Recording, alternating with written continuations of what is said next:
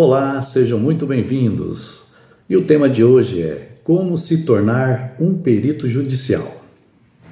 Nessa aula, eu vou falar a respeito do passo a passo que você deverá fazer para se tornar um perito judicial. Para quem não me conhece, eu sou Ivan Delfino, eu sou especialista em direito imobiliário, especialista em perícias e avaliações de imóveis e atuo como perito judicial e também perito extrajudicial. Bem, hoje no Brasil tem mais de 70 milhões de processos pendentes e a atividade de perito judicial é muito promissora. E, melhor, você poderá iniciar com uma atividade paralela, até quando esse volume de trabalho atender às suas necessidades. Eu admiro muito aquelas pessoas que buscam conhecimento e vão até o fim, e espero que você vá até o fim dessa aula. Para que você saiba como se tornar um perito judicial, é necessário que você primeiro saiba o que é o perito judicial. Por que da necessidade de nomear esse profissional? Por que contratar esse profissional? Quando temos algum tipo de desentendimento entre as partes, quer seja pessoas físicas ou uma empresa, esse desentendimento geralmente vai para a justiça. Então, é aberta uma ação judicial. A parte que acha que tem algum direito ou que quer algum tipo de benefício é quem abre o processo. Essa parte é chamada de autor ou autores. E quem sofre o processo é chamado de réu.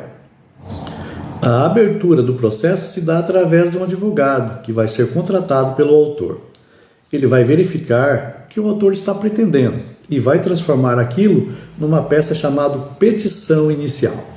E é nessa petição inicial o que o autor vai entrar na justiça requerendo alguma coisa. Após ele entrar com essa petição inicial, será aberto um processo e o réu será notificado. E a partir do momento que o réu recebeu uma notificação, ele passará a ter ciência do que ele foi requerido na ação e terá direito de se defender. Existe uma máxima no direito: ninguém é culpado até que se prove o contrário. Você já deve ter ouvido isso, né? Isso se chama princípio da presunção de inocência. Então, através do princípio da presunção de inocência, o réu tem direitos de se defender. Será instaurada uma audiência de conciliação. Sendo essa audiência infrutífera, ou seja, não houve conciliação, o processo continuará caminhando.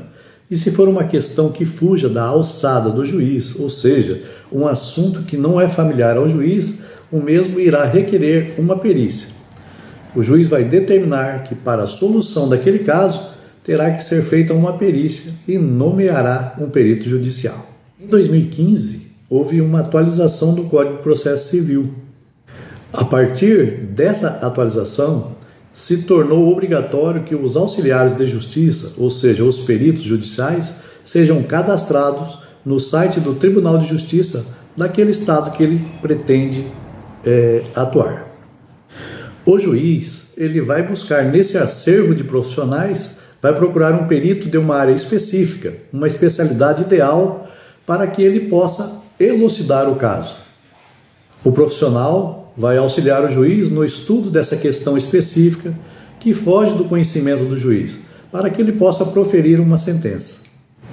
Então, diversos profissionais podem ser nomeados peritos judiciais, entre eles os corretores de imóveis, os engenheiros, os arquitetos, médicos, fisioterapeutas, economistas, educadores, psicólogos, gestores e etc. O perito vai elaborar um laudo e vai entregar ao juiz. E baseado no laudo, o mesmo vai levar em considerações aqueles esclarecimentos e vai proferir a sentença. Em algumas causas, o perito judicial é nomeado para a justiça que chamamos de justiça gratuita.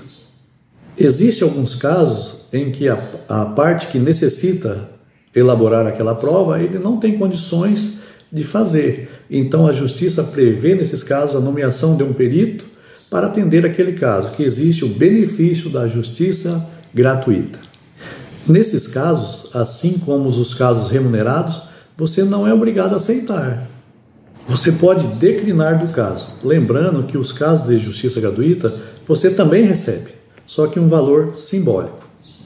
Então, enquanto você poderia cobrar honorários aí de 3 a 5 mil reais para uma determinada causa, para a justiça gratuita, o juiz poderá arbitrar apenas 800 reais, 500 reais, de acordo com a tabela da justiça. Mas é importante, essas ações da justiça gratuita, elas são importantes para que você possa inserir na atividade de perito e estreitar a sua relação com o juiz, por exemplo. A remuneração poderá variar de acordo com cada profissão, de acordo com a atividade de cada perito. Cada profissional tem uma política de honorários praticadas de acordo com o seu conselho de classe. Os corretores, por exemplo, o CRECE, os engenheiros, o CREA e etc. Mas o que eu posso dizer é que qualquer perícia, por mais simples, o valor dos honorários é em média 3 mil reais, no mínimo. O perito estima os honorários em cima das horas que ele vai trabalhar. Então, as perícias com uma carga horária muito maior e que às vezes você nem vai trabalhar sozinho, vai ter que contratar uma equipe, essas perícias podem chegar a valores bem mais altos. Com o tempo, você vai ficando mais experiente e ao adquirir essas experiências, você vai sendo mais requisitado pelos magistrados, pelos juízes. Os juízes vão te passando casos mais complexos, casos mais relevantes e, consequentemente, casos maiores e com maior remuneração. Antes era um mercado muito restrito, era um mercado que para você entrar você precisaria conhecer o juiz, você precisava ter amizade com o juiz. Daí eu te pergunto, quantos juízes você conhece? Eu mesmo não conheço nenhum. Agora não tem mais essa, tá? Não tem mais essa questão de você ter amizade com o juiz. É claro que se você for lá se apresentar, né, ficar mais conhecido é melhor, né? Mas você tem que, na verdade, agora se cadastrar. Você se cadastrando, e se você tem uma formação, tem a documentação que é solicitada para que você entre na atividade, você pode se tornar um perito judicial. É um trabalho, pessoal, com flexibilidade de horário, né? Então, o perito judicial ele tem mais tempo para se dedicar a outras tarefas e para se dedicar à sua família, que é o principal. Não é mesmo? O perito judicial tem essa renda extra, tem prestígio e é um profissional respeitado. Um profissional visto de forma diferenciada, um profissional de destaque, pessoal. Outros detalhes, o perito poderá trabalhar em diversas ações, inclusive simultaneamente. Ele poderá também trabalhar como perito extrajudicial, ou seja, fora da esfera judicial. Trabalhar para as empresas, trabalhar para clientes particulares. Poderá trabalhar como assistente técnico na esfera judicial, a serviço do autor e a serviço do réu, ou a serviço do réu. Todas as ações judiciais que requerem perícia, normalmente as partes contratam um assistente técnico. O perito também poderá trabalhar como assistente técnico para as empresas. Você poderá exercer, na realidade, inúmeras atividades como perito ou como assistente técnico. Então, pessoal, essa atividade de perito judicial é muito mais ampla do que se imagina. Portanto, ser perito não é apenas trabalhar para a justiça. Muitas pessoas pensam isso. O perito é aquele profissional que detém um conhecimento técnico, que faz laudos para esclarecer questionamentos. E esses laudos não acontecem só na esfera judicial, acontecem também na esfera extrajudicial. Eu, particularmente, trabalho como perito judicial, mas trabalho também na extrajudicial. Faço trabalho para empresas, para condomínios particulares, para companhias de seguro, e entre outras. Então veja que essa atividade é apenas uma abertura para uma rede de atividades que você pode exercer, uma rede de compromissos e desenvolvimento de trabalho. E imagina quantas pessoas você vai conhecer ampliando a sua rede de trabalho, não é mesmo? Para você se cadastrar no estado que você está ou no estado que você queira trabalhar. Primeiro passo é você vai ter que entrar no site do Tribunal de Justiça do seu estado. Procura aí no Google, Tribunal de Justiça. Você vai procurar a aba Processos e nessa aba você vai achar a outra aba Cadastro de Auxiliares de Justiça. Você vai clicar e vai ter um texto explicando como se cadastrar, quais são os documentos requeridos. Mas vou adiantar algumas coisas aqui para você. Você vai precisar de uma foto digitalizada, você vai precisar fazer uma biografia profissional, que é um texto até 2048 caracteres. Você vai ter que digitar o seu diploma e você vai ter que digitar a sua carteirinha aí do seu conselho de classe. Uma vez inserido no site do Tribunal de Justiça, você vai receber uma confirmação. Provavelmente 1 ou 2 dias depois, através daquele e-mail que você cadastrou. Você vai receber uma confirmação de que seu cadastro está ativo e a partir do momento que você recebe essa confirmação, você passa a ser um auxiliar da justiça aí do seu estado. Mas é importante saber, isso não quer dizer que você já é um perito. Será perito apenas no momento em que você for nomeado. Mas é bom lembrar que o perito é um profissional que tem uma certa bagagem profissional, que está qualificado para resolver um assunto que não é de conhecimento do juiz. Então, por mais que você seja nomeado, sempre tem que buscar um crescimento técnico, um aprendizado no desenvolvimento, para que você possa desenvolver uma excelência na sua atividade. Bem, mas quais são os passos após a nomeação? O primeiro passo, nos 5 dias iniciais, é estudar o processo. Se o processo for digital, você receberá uma senha para que você consiga entrar nesse processo para fazer os devidos estudos. Pessoal, nesses 5 dias você tem que fazer uma petição aceitando a nomeação e estimando os honorários. Aí você pergunta, como estimar honorários?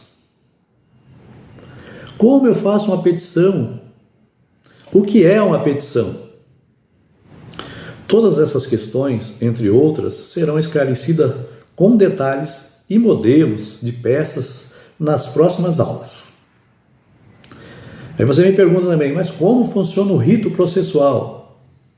Bem, pessoal, é prazo para você aceitar, é prazo para você estimar os honorários, é prazo para você agendar a perícia, é prazo para você entregar o laudo, é prazo para as partes se manifestarem, é prazo para você responder os questionamentos, os quesitos feitos pelas partes ou pelo juiz. Só aí eu já enumerei vários prazos diferentes, mas nesse percurso poderão ocorrer inúmeras alterações no processo, onde você terá que atuar em todas as manifestações do juiz, das partes. Tudo que você faz no processo são feitas por escrito, através de petições. Mas como fazer um laudo pericial? De que forma é apresentado? Qual a linguagem a ser utilizada nesse laudo? Todas essas questões vão povoar os pensamentos de quem é nomeado pela primeira vez. E fique tranquilo, pessoal. Essas questões também serão detalhadas nas próximas aulas. Então, se você simplesmente se cadastrou, mas não se capacitou para desenvolver o trabalho e para desenvolver essas rotinas processuais, você vai precisar procurar um auxílio, uma formação a respeito disso. Porque se você, de repente, perder os prazos iniciais, por exemplo, você já está fora. Você será retirado do processo. Ok, pessoal? Espero ter esclarecido. Hoje eu só quero agradecer a todos por essa oportunidade de trazer aqui um pouco mais dos meus conhecimentos, né, e compartilhar com vocês. Gostaria muito de agradecer a Sara, toda a equipe da ESO, da Escola Superior Universitária, em especial ao nosso mestre Dr. Júlio César Sanches, né? E obrigado a todos pelo prestígio. Me sigam aí nas redes sociais, é só procurar por Ivan Delfino, especialista em direito imobiliário, que vocês vão encontrar com certeza, com facilidade. Fique com Deus e até as próximas aulas. Abraço a todos. Ivan Delfino.